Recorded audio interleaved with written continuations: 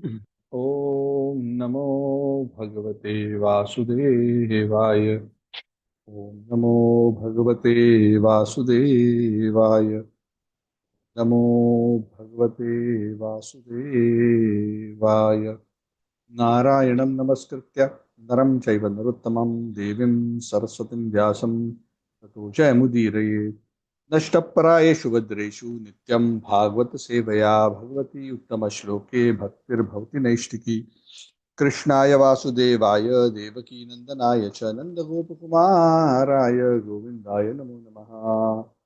उपज्ञानतिमिरान्धस्य ज्ञानाञ्जनच्छलाकया चक्षुरुन्मिलितं येन तस्मै श्रीगुरवे नमः। श्रीचैतन्यमनोभीष्टं स्थापितं येन भूतले स्वयं रूपः कदा मह्यं ददाति स्वपदान्तिकं।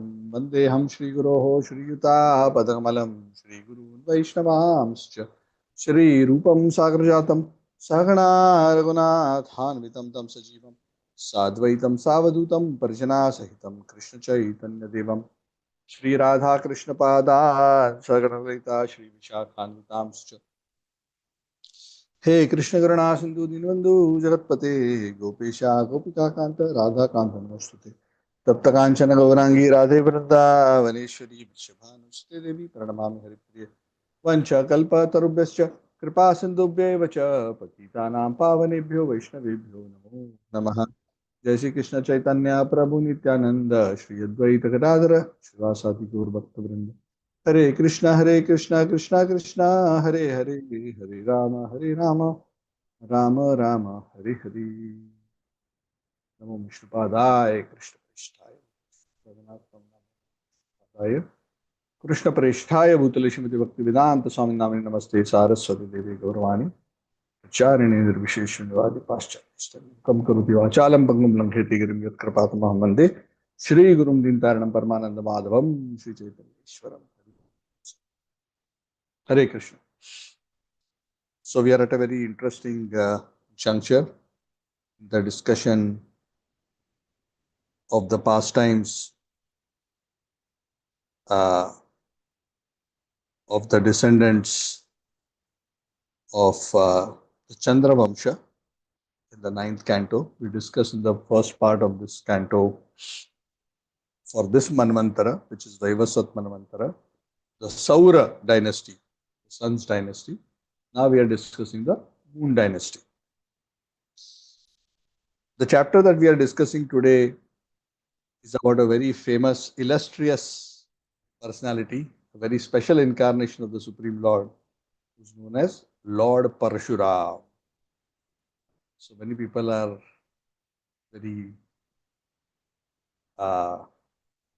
fascinated by this incarnation of the Lord. And there are various reasons why they are fascinated.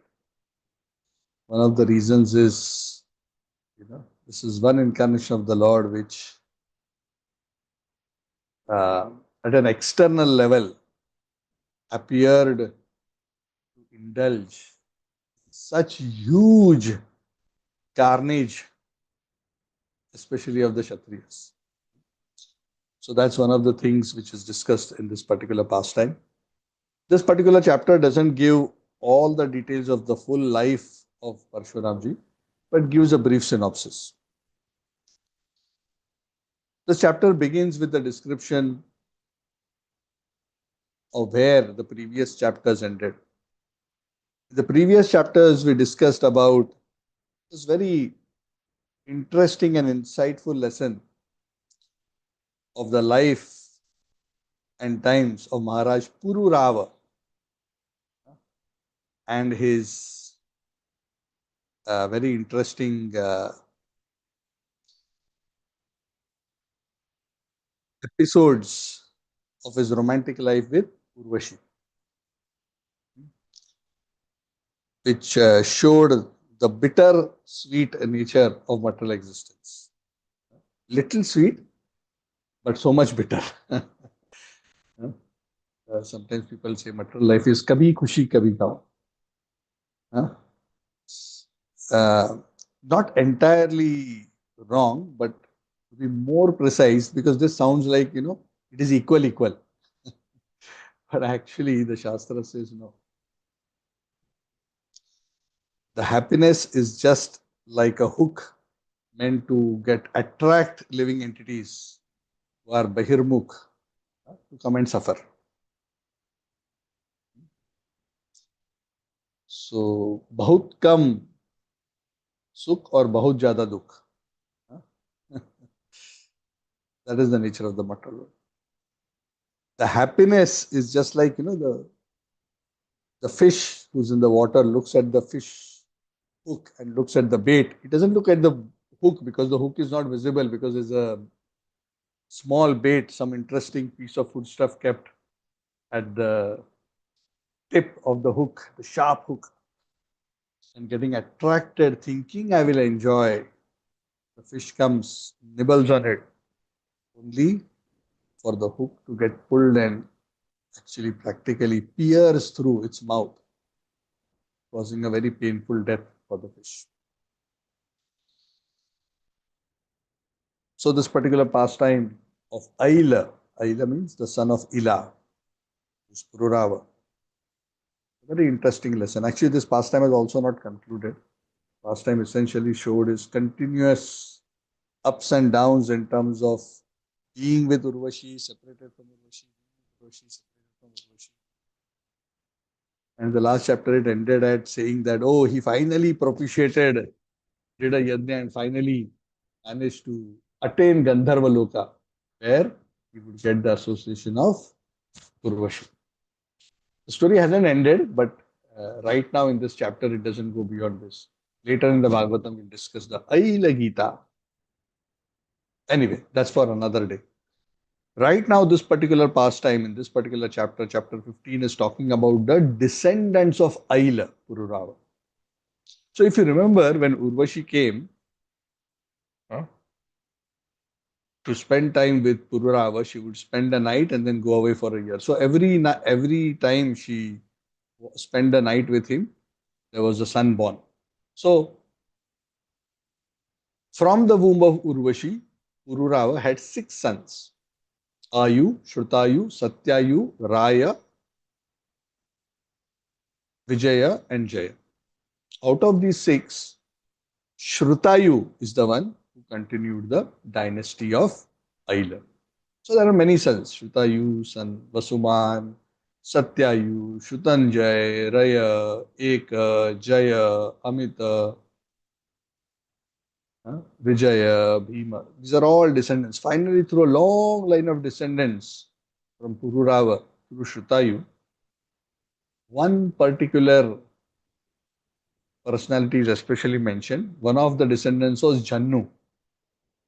This Jannu is that personality who at one point drank the entire Ganges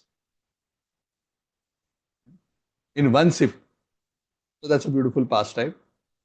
And later he produced the Ganges from his ears to release her. So anyway, that's a beautiful pastime. That's why Ganges is also known by the name of Jannavi, the daughter of Jannu Muni. So Jannu further had descendants. Jannu was a king, a very powerful king. Jannu's son was Puru, whose son is Balaka, Ajaka, Kusha. Kusha had 4 sons: Kushambu, Tanaya, Vasu, and Kushanab. And the son of Kushambu was the very, very famous emperor by the name Gadhi.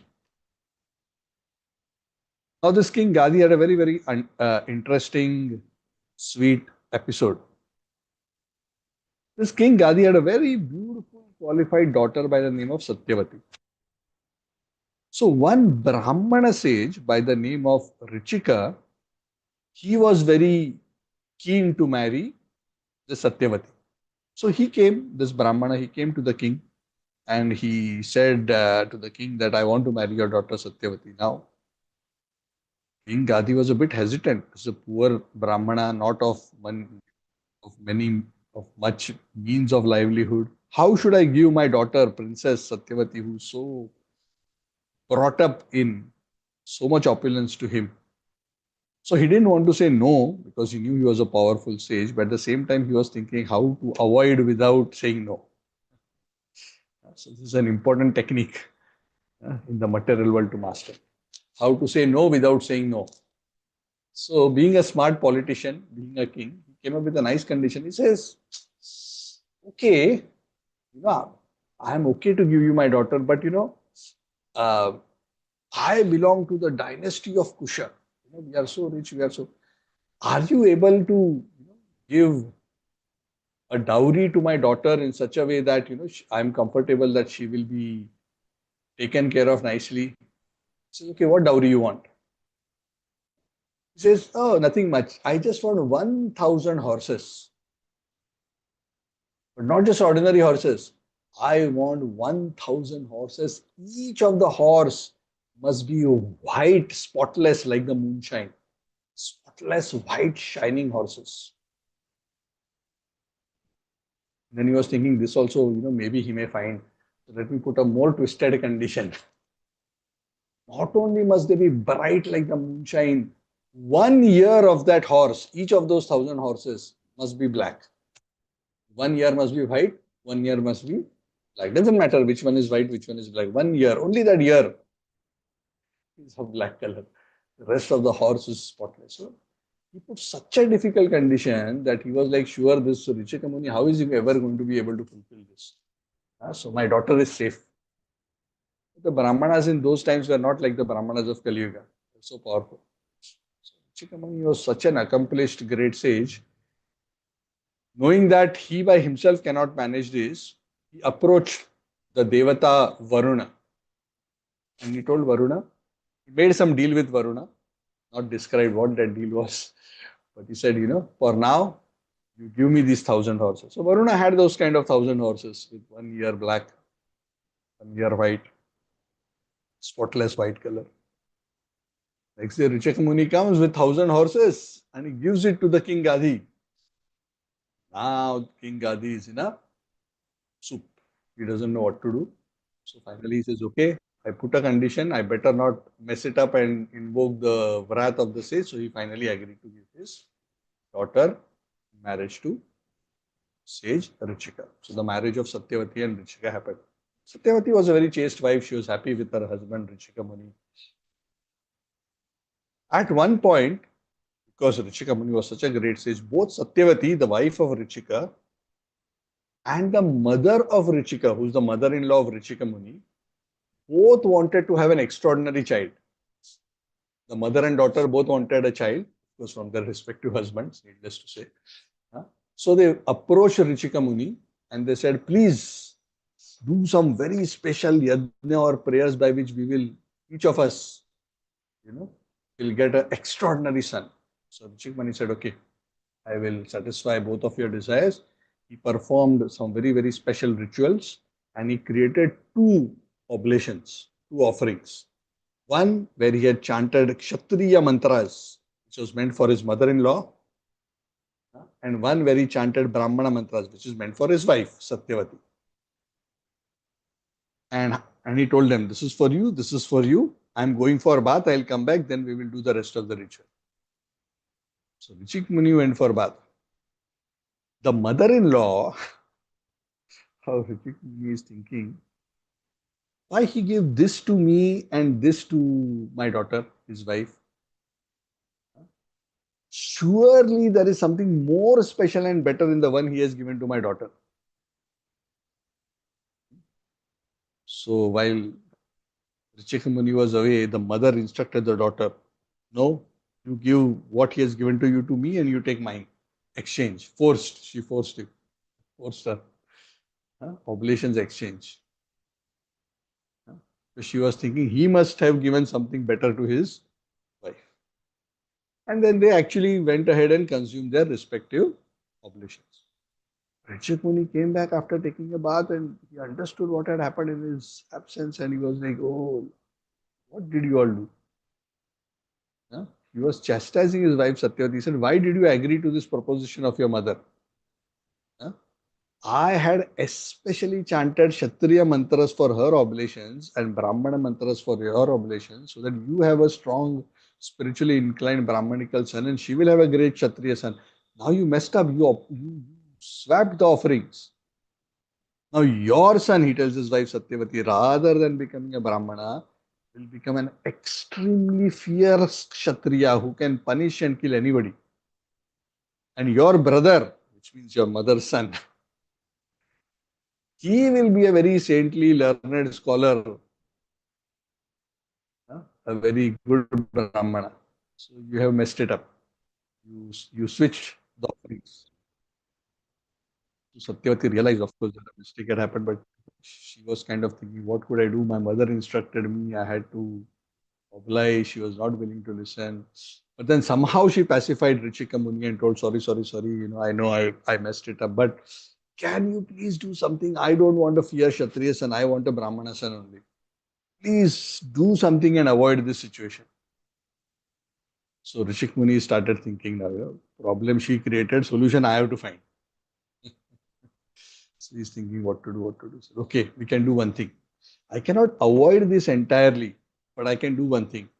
I can skip the fierce Kshatriya son to another generation, which means rather than your son being a fierce Kshatriya, I can change it to your grandson being a fierce Kshatriya. Your son can be a Brahmana, no problem. So, yeah, better, better, better. I don't want to go through that fierce Kshatriya son. Okay. So, eventually it is said Satyavati gave birth to the great sage Jamadagni Rishi. And in due course, Jamadagni Rishi married the daughter of Renu by the name Renuka, and Jamadagni and Renuka had many sons. The eldest of those sons was Vashuman, and the youngest of them was named Ram. This Ram, the youngest son of Jamadagni and Renuka, this Jamadagni, who is the son of Satyavati and Richika Muni. So this Ram is the one who became later famous as Parashurama. The Bhagavatam says it is this Parashuram whom learned scholars accept as a Amsha incarnation of the Supreme Personality of Godhead, as a partial Amsha incarnation. Yam ahur vasudevam hayhayanam kulantakam trisaptakrito ya imam chakre ni kshatriyam mahim. Vasudeva amsham. And three sapta means 3 into 7, 21 times he destroyed Trituya Imam Chakre Nikshatriyam, without Kshatriyas. He made the whole earth Mahim Nikshatriya for 3 into 7 times, 21 times. So this Parashuram, how did Ram become Parashuram? Actually his name was Ram. His birth name was Ram, but because he was very fond of holding a parashu. Parashu is an axe. He became famous as Parashu Ram.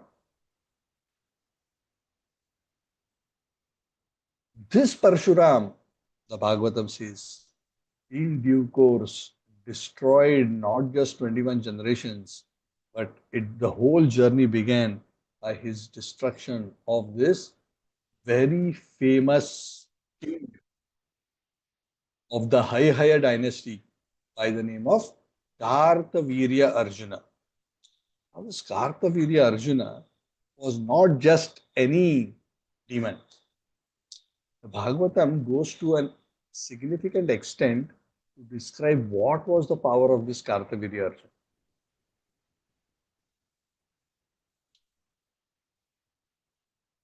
So the whole story of Kartavirya Arjuna expands when Parikshit Maharaj becomes curious. This incarnation of the Lord killed Kshatriyas 21 times. What kind of mistake the Kshatriyas may have made? Please tell me about it. And Shukadeva Goswami says, yeah, the Kshatriyas, their offense was not that serious, but because they were very proud, very arrogant, puffed up by the modes of passion and ignorance, they had become irreligious. They were not listening to the Brahmanas. They were not listening to the dictats of the scriptures. Parshuram had to kill them. Because in that incarnation of Parshuram, the Lord wanted to reduce the burden on earth. Paritranaya sadhunam vinashaya cha dushkritam dharma sansthapanarthaya sambhavami yuge yuge. Time and again the Lord appears to reduce the burden on the earth. So sometimes huge military forces on the earth is also considered a burden. So Parikshit Maharaj was very curious. Please tell me more. What kind of offense was committed by the Kshatriyas that the son of a sage, Rama, had to become Parashurama? So Shukadeva Goswami started telling the story of Kartavirya Arjuna. He was the king of the Hayaya dynasty. So this Kartavirya Arjuna was a very great devotee of Lord Dattatreya. It is said that by the performance of austerities, he had managed to please Dattatreya, Lord Dattatreya, who is also plenary incarnation of the Lord, and by the blessings of Lord Dattatreya, who is an incarnation of Lord Narayan, he became practically undefeatable. First thing, one of the benedictions he received is he had 1,000 arms, 1,000 hands that he could manifest and use simultaneously. He had unimaginable sensory power, strength, beauty, influence. He had all the mystic powers, anima, lagima, prapti, and so on and so forth. Can you imagine? 1,000 arms, extremely powerful, sensory, great strength, no fatigue, no illness, all mystic powers. Who can defeat such a personality? He was so puffed up with his power, this Kartavirya Arjuna, that he would just roam around the entire universe. The Bhagavatam says, without opposition, just like the wind, he would just roam, not care for anybody or anything. So this Kartavirya Arjuna had made his capital by the name of Mahishmati on the bank of the Narmada. So Narmada would flow outside his city of Mahishmati. So one day, oftentimes he would love to go and sport in the water of Narmada. So he would go, one of his favorite pastimes when he would sport in the Narmada is he would sit in the Narmada, lie down with many, many beautiful girls surrounding him, with food and drink and opulence and liquor and all these things. Puffed up with his victory and extraordinary power, it is said, to show off his prowess, Kartavirya Arjuna manifested his 1,000 hands, and with his 1,000 hands, he blocked the flow of Narmada river. Just with his hands. Can you imagine? I have no idea how he did it. Just with his 1,000 arms, he blocked the flow of Narmada. So what happens when you block the flow of Narmada or of a river? I mean, not only is water not going downstream, but because water is coming downstream, if somebody stops, water starts logging along the banks. So water started entering the banks and spreading in surrounding areas. And it so happened, very interestingly, it so happened that very close by to that place, Ravan of Lanka, was also having a picnic near the banks of Narmada. Kartavirya Arjuna comes, stops water, the water starts spreading. Whole of Ravana's enjoy picnic camp is drowned in the water. Ravan is so furious. Ravan himself is not only a very, very, very powerful person, but also a very puffed up person. So one puffed up person is Kartavirya Arjuna. Ravan is another very puffed up person. So Ravan was so angry, he came rushing to Narmada to see who was the cause of all this mess. So Ravana came to Kartavirya Arjuna and he started cursing him and speaking very harsh words and very insulting words to Kartavirya Arjuna in front of all those beautiful women. So no man likes in front of beautiful women to be abused, and much less so puffed up personalities like Kartavirya Arjuna, who knew no opposition in the whole world. So Kartavirya Arjuna, when he saw this Ravan, the Devatas are afraid of Ravan, but Kartavirya Arjuna was this guy. It said Kartavirya Arjuna effortlessly captured Ravan. And it is the Bhagavatam said, just like one captures a monkey, Kartavirya Arjun captured Ravan and put him in a jail in Mahishmati. Can you imagine? This guy is so powerful. In play, he just captured him and he put him in the jail in Mahishmati. And after some time, and nothing Ravan could do. This guy was so powerful, Kartavirya was so powerful. Nothing Ravan could do. He was absolutely humiliated. And after some days, Kartavirya Arjun very neglectfully he said, that monkey whom I have captured in the jail, just let him go. Just let him go in a very neglectfully. Get lost. Go away. Don't bother me again. Can you imagine what history has shown, scriptures have shown, no matter how great you are, there are always people better and greater than you. Ravan was thinking himself big hero. He was thinking nobody is as good as me. He was smashed, his pride was smashed by Kartavirya Arjun. His pride was also smashed another time by Vali. Something similar happened with Vali, where Vali would just grab his head and neck like this, and for years together he was roaming around with Ravana and dragging him all over the three worlds. So Ravana had more than the usual share of insults because of his very puffed up, proud nature. Can you imagine?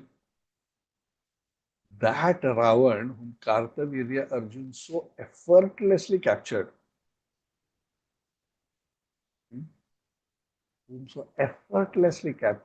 that Kartavirya Arjun, very soon we'll discuss in the past time, was effortlessly killed by Parashurama. Can you imagine the power of Parashurama? And that Parashurama is a partial small speck of Lord Hari, of Lord Ramchandra. And Ravan was thinking he is going to defeat Ramchandra. Okay. Ravan, defeated by Kartavirya Arjun, was easily defeated by Parashurama, who is just a speck of Ramachandra. These demons and their pride, they become so infatuated they do not know what is what.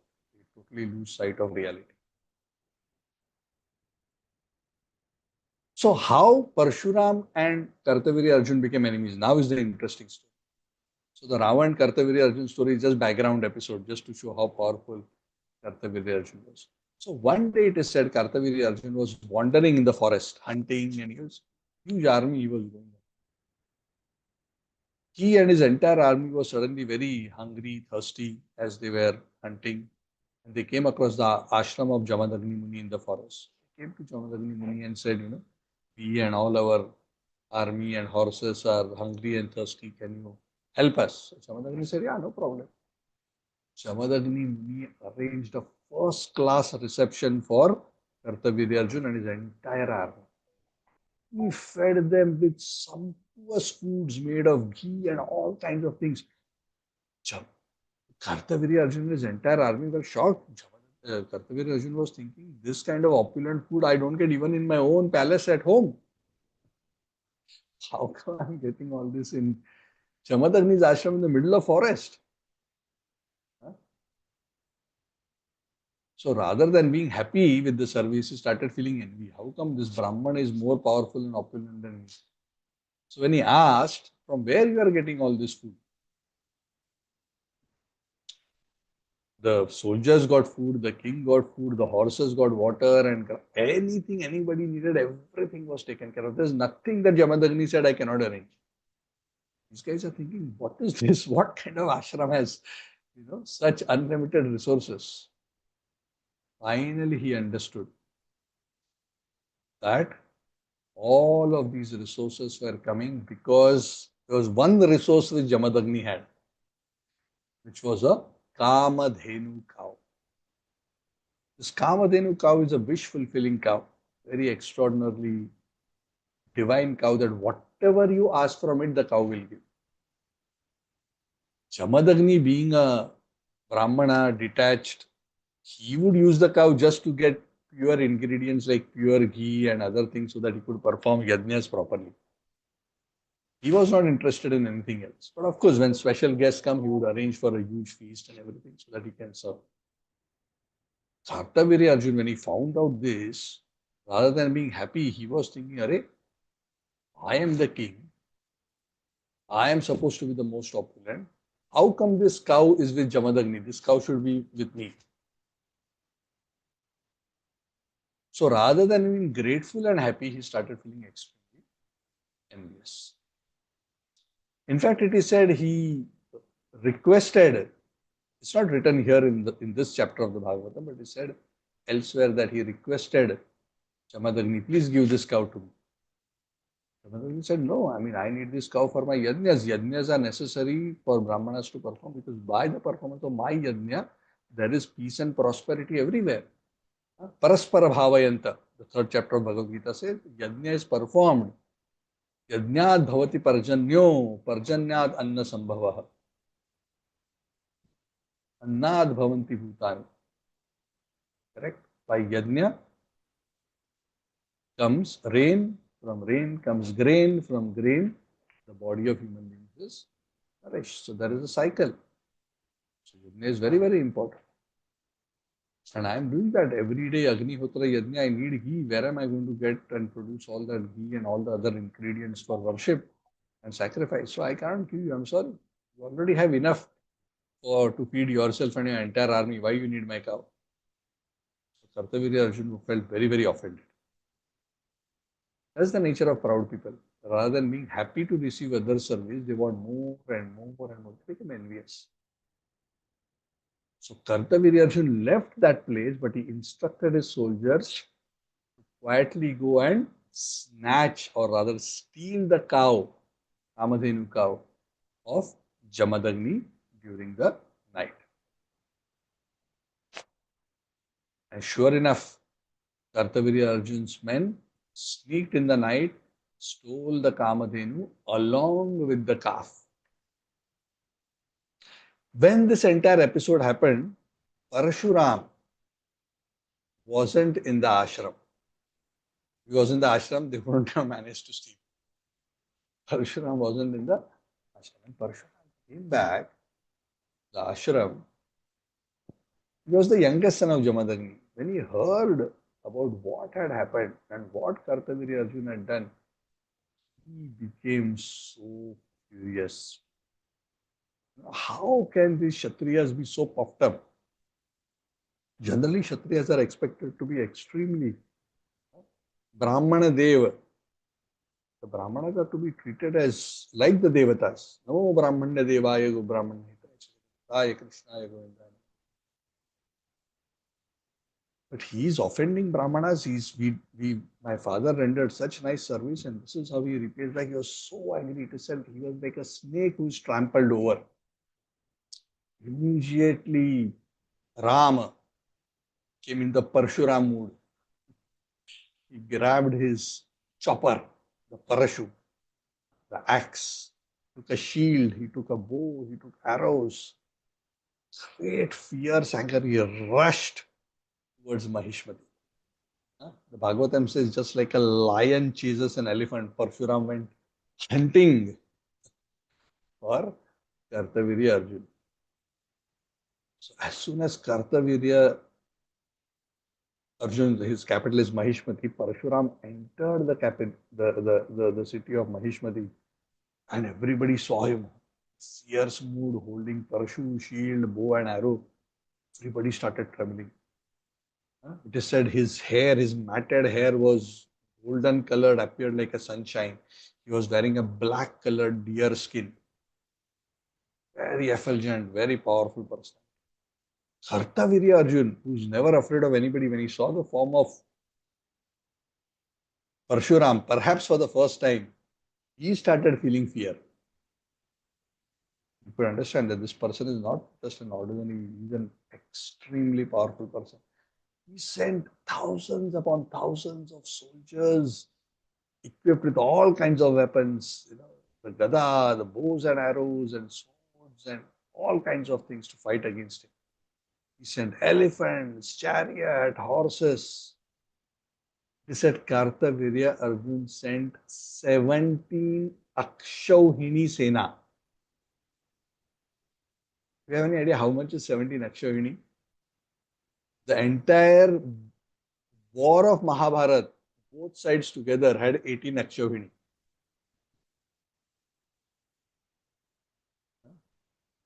The Kauravas had 11, the Pandavas had 7 Akshauhinis. Total 18 Akshauhinis. Here 17 Akshauhinis, Kartavirya Arjun is sending just against one person, Parshuram. Parshuram effortlessly killed all of them alone. Now you may think, Prabhu, how possible?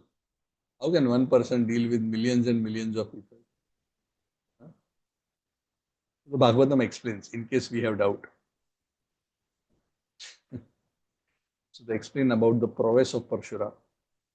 It was not just that Parshuram was good with weapons. Of course, he was powerful, good with weapons and various things. It is said when Parshuram would fight with his Parshu and his other weapons, he would fight at the speed of the mind. You understand? How fast is the mind? Unlimitedly fast. You cannot even make out. When Parshuram would come into an army fighting, you could see nothing but heads flying around, arms and legs flying around, nothing. Nobody knows what has happened.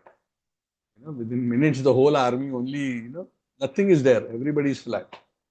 And after fighting for a long time at the speed of the mind, when Parashuram would be a little bit tired, he would start fighting at the speed of the wind.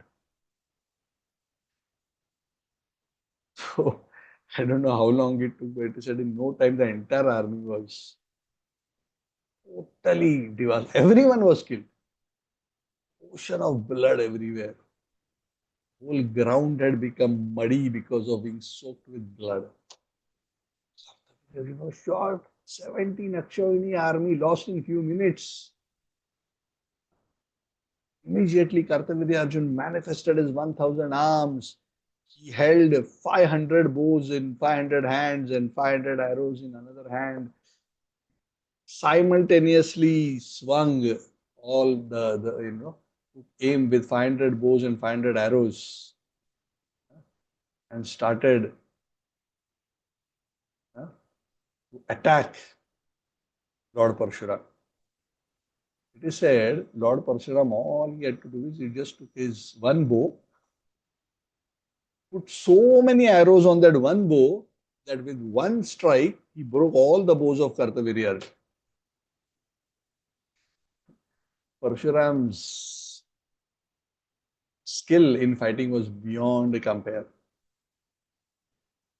His arrows were cut and then all his 1000 arms. So first his bow and arrows were broken. Then 1000 arms, Parashuram just chopped off. They are probably flying in all directions. And after the weapons were destroyed, the hands were destroyed. The 10,000 sons of Kartavirya Arjun, when they saw all the arms of their father flying off, they all became so scared, they all ran away to save their own life. Finally, Kartavirya Arjun's head was chopped off by the Parashu of Lord Parashurama. Effortlessly. That Kartavirya Arjun effortlessly captured Ravana, who effortlessly defeated the Devatas, that Parshuram effortlessly killed Kartavirya Arjun. And after doing that, he released the Kamadhenu. He looked for the Kamadhenu. Oh, here she is, the Kamadhenu and the calf, and took them back to his father's ashram. And he gave it back to his father. And he told his father what happened. He told him what he did. I did this. Now, Jamadagni Muni, normally we would expect, very good, you taught them a good lesson. Brahmana's nature is not about teaching good lesson. Brahmana's character and behavior should suit Brahma Janati iti Brahmana. Jamadagni Muni was actually not happy with Parshuram. He told him that, oh my son Parshuram, you have unnecessarily killed the king. He just stole my cow. Why you have to kill him? The king is the representative of the Supreme Lord, and this is not just an ordinary king, he's an emperor. The whole world and the king and the rule of the entire country depends on him. Why you killed him? The king is the representative of the Lord. He is the representative of the Devatas. He is the embodiment of the Devatas. And you are a Brahman, my dear son. Brahmanas are famous for their quality of forgiveness. I was okay. I knew he didn't do the right thing, but I forgave him. Why you did like this? This quality of forgiveness, tolerance and forgiveness is so important to Brahmanas. Brahmanas are worshipable not because they get angry and beat the hell out of others. That's a Kshatriya's job. The Brahmanas' greatness is because gents लोग है ना उनके उसमें आया ही नहीं ये message मैंने phone करके Brahmanas are very forgiving. And because of this extraordinary quality of forgiveness, it is said that even Brahma, who is the supreme spiritual master of this universe, he has also achieved the post of Lord Brahma because of his intense mood of forgiveness. So, my dear son, it's our duty as Brahmanas to cultivate forgiveness. Supreme Personality of Godhead is pleased by anybody who displays forgiveness. So, tolerance and forgiveness are not there so much in Kshatriyas, but a Brahmana is expected to display them. Is expected to display them. So, having said this, it was a bit of an unexpected response. Rather than glorifying Lord Parashuram, Jamadagni Muni told him that what you have done is not good. So, it is said that Jamadagni advised his son that if you have committed this sin, now you need to purify yourself. So, you need to purify yourself. So, you need to, the best purification is to become a devotee of the Supreme Personality of Godhead. He who takes Achyuta Ashraya, takes shelter of the Supreme Lord, is free from all sins.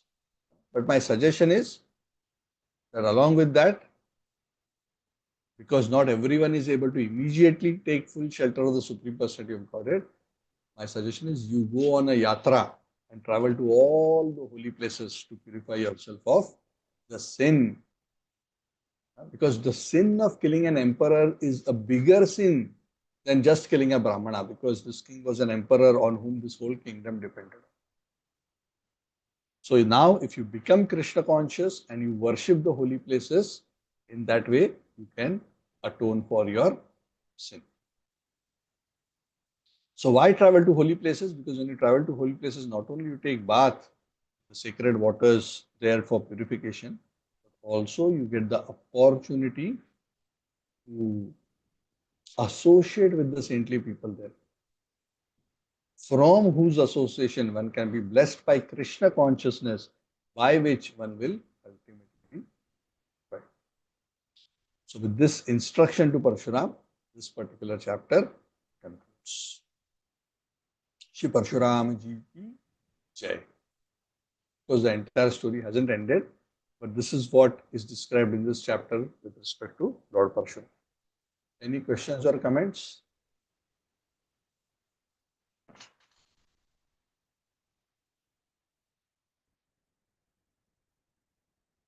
Hare Krishna Prabhu. Prabhu, Parashuram, Lord Parashuram is not Satyaveksha avatar. He is considered by some as Satyavesha. Here he is mentioned as an Amsha of Vasudeva Amsha. So Avesh is also generally Shakti Avesh is somebody who's a living entity who's empowered. So I think that kind of a description comes. But here in this particular verse is described as an Amsha of Vasudeva. Generally, Amsha of Vasudeva means apart. Ete cha amsha kalaha pumsa. Kala is bigger and amsha is smaller. So here he seems to be directly an amsha of Lord Vishnu. That's the way it is described. But some places it is described as Shaktiavesh. So maybe in different yugas at different times, Parashuram may be manifesting slightly differently. So just like in some times and places, Lord Brahma is not a jiva, but the Supreme Lord comes and becomes Brahma when nobody is qualified to become Brahma. That is also there. So in certain kalpas, in certain creations, in certain yugas, certain variations may be possible. But at best, he is a amsha of the Lord. Huh? That's why, and Ramachandra is not, I mean, he's, practically almost at the level of Lord Krishna, who's Purna Purusha. Almost, not exactly, but almost. Thank you, Prabhu. Hare Krishna. Okay, so thank you all very much. Grantara Srimad Bhagavatam ki Jai, Shri Prabhupada ki Jai, Samaveda Gaura Bhakta Vrinda ki Jai. So I will meet you all next Saturday. Thank you. Thank you, Prabhu. Hare Krishna. Thank you, Amit, Hare Anita Krishna, Mataji, Prabhu, Sarah Dharma Lakshmi Pranam. Mataji. Thank you Thank very you, much. Prabhu. Thank Hare you. Krishna. Thank you, Thank Srini you, Mataji, Prabhuji. Thank you, Hare Prabhu. Krishna. Hare Krishna. Mataji, Thank you, Prabhuji. Sridhar Prabhu, Nagaraj, Thank you, Prabhu. Hare Yaji, Krishna. Hari, Priya and Amit. Hari Bol, Shalini ji Thank also, you, Suraj, Prabhu. Hari. Thank you, Sachiv Mataji, Anand Sundari Mataji.